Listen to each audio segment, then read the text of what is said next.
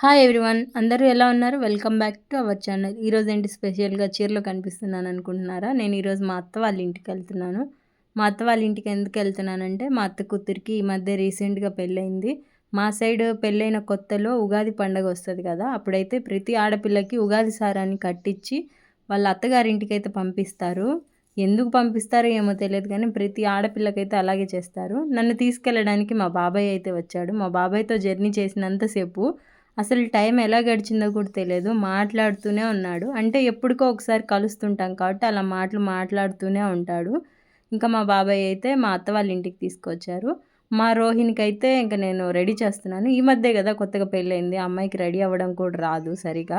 అంటే ఎవరికైనా అంతే కదా! పెళ్ళైన కొత్తలో మనకి చీరలు కట్టుకోవడం, జడలేసుకోవడం ఏవి వచ్చేవి కాదు. నిదానం కొంది ఎక్స్‌పీరియన్స్ అయ్యే కొద్దీ అన్నీ నేర్చేసుకుంటాం. ఫస్ట్‌లో నాకు కూడా ఏదొచ్చేది కాదు.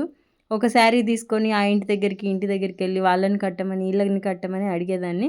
కానీ ఇప్పుడు నేనే ఒక నలుగురికి కట్టే స్టేజ్‌కైతే వచ్చేసాను. నాకది కూడా ప్రౌడ్‌గానే అనిపిస్తది. ఎందుకంటే అసలుకు ఆ పని మనకి రాదు, మనకి చేత కాదు అన్న పనిని ఇప్పుడు మనం సొంతంగా నేర్చుకొని అది నలుగురికి యూజ్ అవుతుంది అని అనుకున్నప్పుడు ఎవరికైనా ప్రౌడ్‌గానే ఫీల్ అవుతారు. అబ్బా! చీర కట్టడం కూడా ఒక పనితనమేనంటే పనితనమే. అది తెలిసిన వాళ్ళకి మాత్రమే చెప్పగలం. ఇక ఉగాది సారంటే కొన్ని స్వీట్స్ చాలా రకాలు తీసుకెళ్తారు చాలామంది. మేమైతే కర్జికాయలు, లడ్డూలు మాత్రం తీసుకెళ్తున్నాం. ఇంకా వడిబియ్యం ఇందాకల చూయించాను గదా! ఫ్రూట్స్, బియ్యం అన్నీ వేసేసి, ఇంకా దేవుడి దగ్గర పెట్టేసి దండం పెట్టేసుకొని అమ్మాయి నడుముకైతే కట్టేస్తారు. అవి వాళ్ళ అత్తగారింటి వరకు వెళ్ళే వరకు అస్సలు ఉప్పతీయకూడదు. అలాగే ఉంచుకోవాలి. ఎంత జర్నీ అయినా, ఎంత లాంగ్ అయినా కూడా. ఇంకా వెళ్ళేటప్పుడు కూడా అందరికి చెప్పేసి వెళ్ళాలి. ఇక పుట్టింటి గడపకు గూడా పసుపు, కుంకుమ పూసేసి ఇంకా వెళ్ళొస్తానని అందరికైతే చెప్పాలి. ఒకసారి పసుపు, కుంకుమ పూసేసిన తర్వాత మళ్ళీ ఏమన్నా మర్చిపోయామనైతే ఇంట్లోకైతే రాకూడదంట. నాకు కూడా తెలీదు. ఈరోజే చూశాను. అంటే మనం చేసేటప్పుడు మన టెన్షన్‌లలో ఏది పట్టించుకోం. ఎదుటి వాళ్ళకి చూసినప్పుడే ఆహా! ఇదా మిస్టేక్ అని మాత్రం మనకు తెలుస్తది. మనం చేసేటప్పుడు మనకైతే తెలీదు. నా పెళ్ళప్పుడు కూడా నాకేం గుర్తులేదు. కానీ ఇప్పుడు మా రోహిణికి చూస్తుంటే అర్థమైంది. ఇలా చేశామా? నాకు గుర్తులేదు. ఇలా చేయాలా అనేసి. అంతే మనం 4 చోట్ల తిరుగుతుంటే 4 పద్ధతులు తెలుస్తాయి.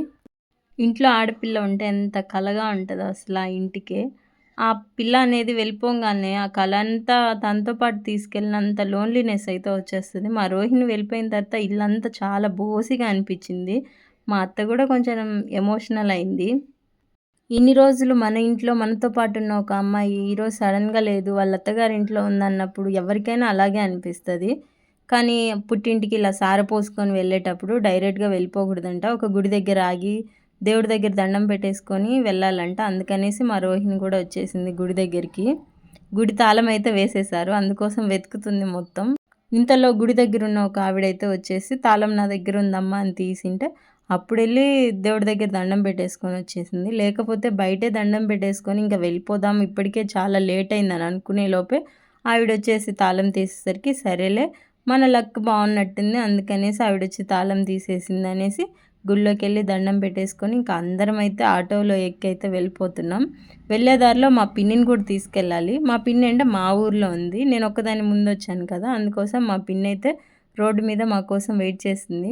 మా పిన్నిని ఎక్కియడానికి అందరొచ్చేసారు. మేమేదో ఎక్కడికెళ్తున్నామని. మళ్ళీ ఈవినింగ్ కల్లా వచ్చేసేదే. కానీ అందరొచ్చైతే ఎక్కిస్తున్నారు. ఇంకా ఎండలు మామూలుగా లేవు. చాలా దారుణంగున్నాయి. ఎన్ని వాటర్ తాగుతున్నా తాగాలనిపిస్తూనే ఉంది. అస్సలు దప్పికనేది తీరట్లేదు.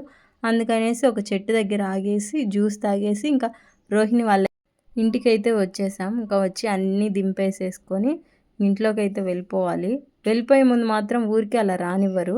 ఇప్పుడు చాలా దూరం నుంచి వస్తున్నాం కదా! అందులో పసుపు బట్టలని అంటారు. అంత దూరం నుంచి ఇలా ఉగాది సారె తీసుకొచ్చేదాన్ని. అట్లా డైరెక్ట్‌గా ఇంట్లోకి రానివ్వరంట. ఇంట్లో ఉన్న ఒక పర్సన్ వచ్చేసి వాళ్ళ అత్తయ్య కానీ ఎవరో ఆ అమ్మాయి ఇంట్లోకెళ్ళే ముందు ఎర్రనీళ్ళు తీసేసి ఇంట్లోకి రానిస్తారు. అంతవరకు రానివ్వరు. దానికి కూడా ఏదో ఒక పర్టిక్యులర్ రీజన్ ఉంటది. మనం పెద్దోళ్ళం ఇంకా కాలేదు. అయినప్పుడు మనకు కూడా తెలుస్తది. ఇంకా ఆ అమ్మాయికి వడిబియ్యం తీసుకొచ్చాం కదా! అవనేసి దేవుడి దగ్గర విప్పేసి దండం పెట్టేసుకున్నారు.